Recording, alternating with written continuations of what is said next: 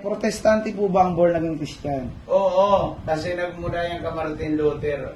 Protestant, ibig sabihin ng Protestant hanggang sa panahon natin ngayon, itinuturo natin ang tama at ipinoprotesta natin yung mali. Kaya nga itinuturo ko sa iyo ang Biblia. Nung nagsimula ng Protestante, kay Martin Luther yung isang pari, high priest ang tawag diyan. Ngayon, ngayon wala nang high priest sa Biblia, kundi mga pastor na. Kaya iyan ay nagmula doon sa gawa ng mga pastor na ang inutusan ng Diyos ngayon para ipangaralan kayong mga salita. Yung high priest ngayon ay pastor.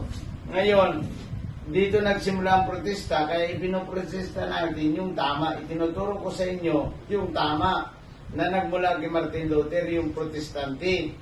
Ipinoprotesta ko at itinuturo ko sa inyo yung tama. Kasi ang unang ipinotesta ni Martin Luther ay bawal sumamba sa mga Diyos-Diyosan kasi yan ay kahoy lang at bato. Kaya nagalit siya doon sa mga pari.